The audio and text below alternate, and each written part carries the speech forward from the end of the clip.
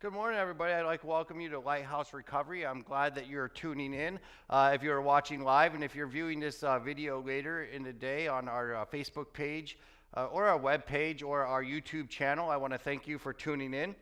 A couple announcements about things going on with Lighthouse Recovery or around here. Part of Lighthouse Recovery Ministries is that this Thursday, tomorrow, Celebrate Recovery large group time will be back from 7 to 8. And so I want to invite everybody to come and join us for Celebrate Recovery tomorrow night. Small groups will be from 8 to 8:30.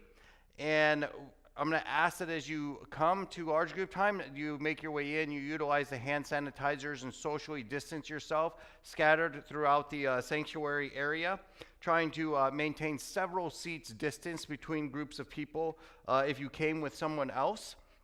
Also, when we make our ways to our small groups, gentlemen, you'll be meeting down at the House of Hope. Women will stay at the church. And then afterwards, we're actually going to, weather permitting, meet outside, front of the church, outside, socially distanced for a treat or dessert, if you will. There will be no dinner and dessert as regular because it's just too difficult to maintain the social distancings and all of the other things to meet guidelines to be able to have that at this time. But I would definitely like to see as many people as possible come and join us for Celebrate Recovery. Zoom groups will still be an option. So going on at the same time as live men's and women's groups, we will have Zoom group options available. If you are a guy, I'm going to tell you to go ahead and send me an email at aaron@lighthousechurch. Fargo.org. Women send an email to Misty@lighthousechurchfargo.org. And let us know probably by no later than 6 o'clock on Thursday that you're going to attend. If you've already set up to attend these groups in the past, you know what to do. Just log on in. It should be the same password, same user ID as in the past. We will continue to film Lighthouse Recovery every Wednesday at 11 a.m. Through these times, realizing that there's a lot of people for different reasons that aren't able to attend in-person and live events yet. And so we will continue having it. And I also would like to invite anyone who is free on a Wednesday at 11 a.m. And if you'd like to come check out and be part of the filming or just view the filming of Lighthouse Recovery, each week you're welcome to do so. I'll usually be here around 10:30. Doors will be unlocked. You can come in and sit down and socially distance throughout the sanctuary. It won't be any worship time. It's just filming, basically what you're watching right now. Celebrate Recovery this Thursday, we will have worship time, and it will be the first time in several months that we've been together to worship. So Celebrate Recovery this week is going to have a little bit of a different feel than normal. One, because we'll be socially distanced. Two, it's been too long since we have come together as a family of recovery here at Lighthouse Church. And so we will actually be taking a time to celebrate all of the birthdays and anniversaries in recovery that we haven't been able to celebrate as we haven't been meeting. And we will also have a time of answering some questions and kind of like a socially distanced group fellowship time to find out what's been going on in your life. What are some of the positive things about your recovery that you've learned during this time of social distancing and potentially staying at home? What are some weaknesses in your recovery that you have identified over this time? And what are some things that you've been doing to keep your recovery active? And so we're going to share as a large group with each other about what's been going on in life and kind of catch up with each other and see what's been going on. So being that I want to try and keep Lighthouse Recovery sort of in tune with what goes on in our Celebrate Recovery large group time, today I've actually asked several people to come and share on those 3 or 4 questions that I just mentioned. And at this time, I'm actually going to invite Tara to make her way up here and kind of talk about some of those things that's been going on in her life and what she's learned in her recovery and what she's been doing to keep her recovery active. Good morning, friends and family. My name is Tara, and I'm a grateful believer in Jesus Christ, and I struggle with my addiction and more recently my food issues. Hi, Tara. So I guess positives and negatives of my recoveries I have noticed I didn't want to come rolling out of this COVID thing, so I realized that I was able to work on my weight issues that I've been having. It was a lot easier than I thought it would be. I thought for sure I'd be at home eating and snacking and bored and just wanting food. However, I have done research and I have started eating better and eating healthier, and it's just that together has made my mental health better, I think, over the last couple of months, which is kind of the opposite of what it's been doing. But for me, I was able to get my mental health under control, so I think that's pretty cool. Some negatives is that I don't like the food I'm eating. It's okay, but it's not the best. And let's see, what's another negative? I've been at home a lot with my kids, which is great, and I'm kind of getting to see their personalities, but we've had too much time together, and so now I can't wait to ship them off to grandma's. What was the other question, Aaron? What about my... What have you been doing to keep your What recovery I've been active? doing to keep my recovery active. I've been exercising. I've been doing so good. I've been going for walks, even when I don't want to. I've been learning to do things at home and finding simple things that I can do around the house. And I've noticed that I've been able to continue that. Now that I'm out of quarantine, I'm able to continue that in my daily life and incorporate that with my kids. Good. Thanks, Tara.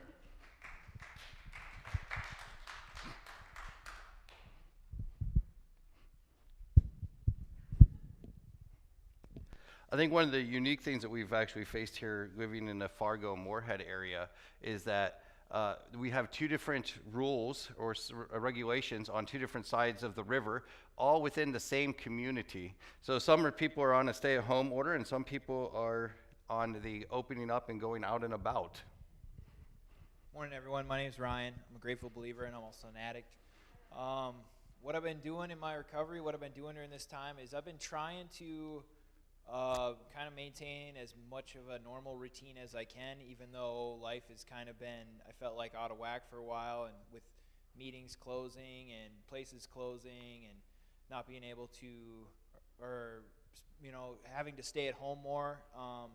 So I've been trying to maintain a normal routine. One thing that has been a positive is I've been able to spend more time with my family, my girlfriend and my kid, and be at home more often and kind of appreciate those kinds of things. One positive thing too, another positive thing is I've realized that I need to keep my recovery a priority and my well-being and focus on that no matter what, because I need to take care of myself if I'm going to try to help others and be a positive person in other people's lives. And one weakness, I guess, that I've experienced is I need to try to connect with others in my recovery outside of just going to meetings. My friends, I have a lot of friends in recovery that I see on a regular basis at 12-step meetings, and when the meeting shut down that I attended, I wasn't able to see them, and I need to remember to reach out and make a phone call or give a text sometimes, and because that's important to stay connected as well. I guess one thing that I've learned is that I need others in my recovery too. I can't just do it by myself, and I know that when my regular meeting attendance changed, my overall well-being and like my peace of mind and my mental state, I feel like it suffered a little bit. So I know that I need meetings and others in my life, and it's important for my recovery. Thanks, Ryan.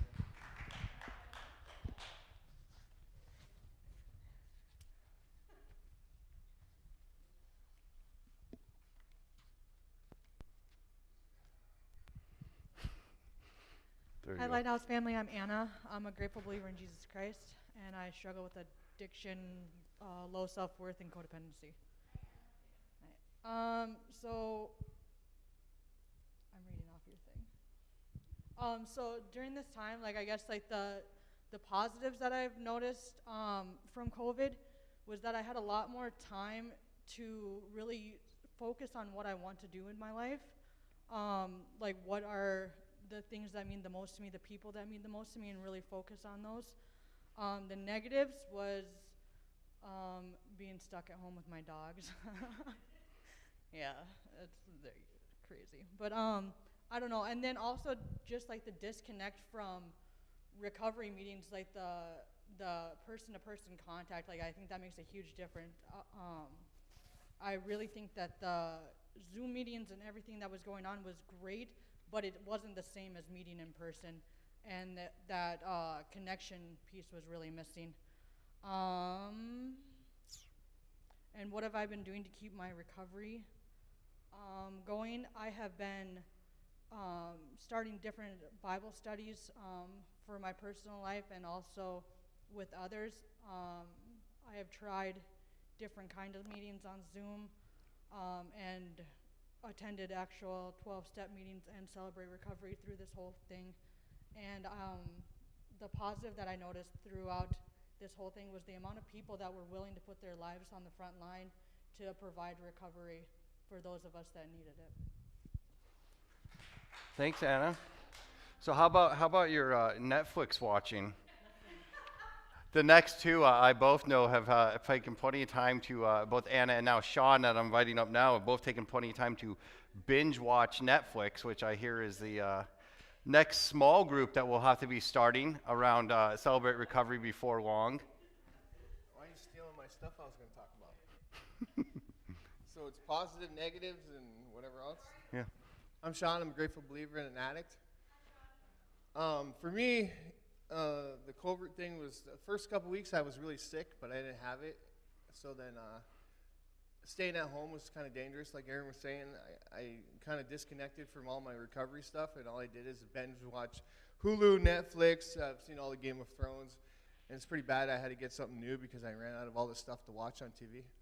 So yes, I did like binge flick on that, which put me in a bad spot because then I wasn't doing church and everything was closed, and it was tough for me because you know how when everything is closed in your life and you're so used to your routine of going to like Celebrate Recovery and then different groups. I do an anger management group on Monday nights, and everything like shut down, and it just kind of put me in a funk. And then I tried to do the online meetings, and like Anna said, they were boring. I couldn't get into them. I didn't find anything interesting about them because for me, I'm a people person. I have to be around people. I have to engage.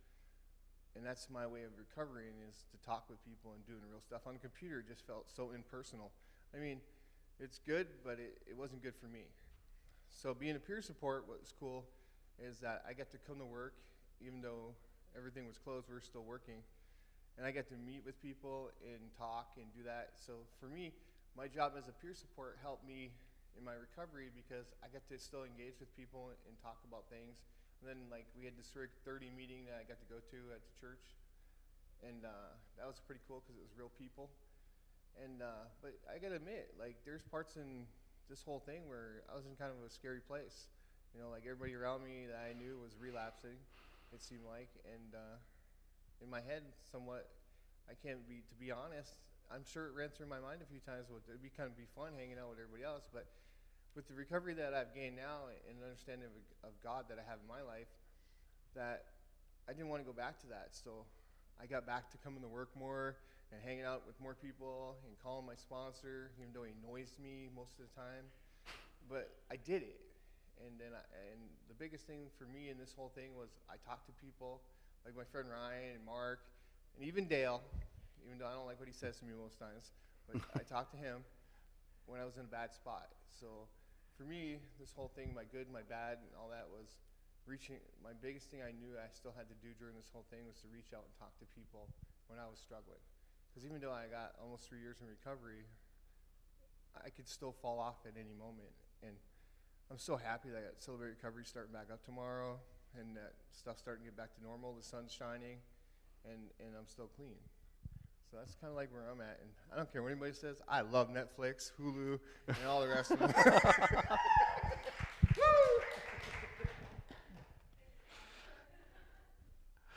Yes. The next addiction group will definitely be Netflix. How we buried our life, our emotions, and lost our recovery within them over COVID-19 pandemic. Shawn kind of mentioned that you went through some difficult times, and I know that there's many in our Lighthouse family who have struggled over these times of isolation and not being able to attend or have the normal patterns of their recovery continue through the times. And I just want to really invite you to join us for Celebrate Recovery in person tomorrow from 7 to 8 for large group and small group. No matter where you're at, no matter how many struggles you've had through these times, how many slips or falls that you've experienced, We don't shoot our wounded. We want you to come back. We're here to care for you and just shower hope that we have found in this recovery journey, and let you know that we do love and care about you, even though you have faced some rather difficult times through this. And, I've been able to stay in touch with many, but I don't know what's going on with everybody that has been part of our recovery groups here at Lighthouse. And so I'd really look forward to hearing from you. My phone number is available on our webpage, and you can email me anytime if you are struggling and you want to do a Zoom meeting one-on-one or even meet in person. I have to realize is that I don't even know if I said it. I'm Aaron. I'm a grateful believer in Jesus Christ, and I'm an alcoholic. And I've been very fortunate through these times that my experience through COVID-19 thus far has been very different from many people's, in that a lot of stuff I've had to do, was still a part of recovery communities, was actually able to attend and be around people who are in recovery on a regular basis, having conversations with them, having very small group meeting stuff going on, as we've had the Celebrate Recovery small groups going on. And I was able to attend some of those, and actually been doing mainly the Zoom meetings. And I've actually found my little small group Zoom meeting that I do on Thursday nights to be very comforting. I actually kind of like it, the ability to meet with the guys that I do on Zoom wherever I'm at, whether that be at home in the House of Hope or somewhere else. And so there's no longer any excuse for me to miss that group based upon where I am, because all I have to do is have my phone or my computer with me, and I can join in on the group.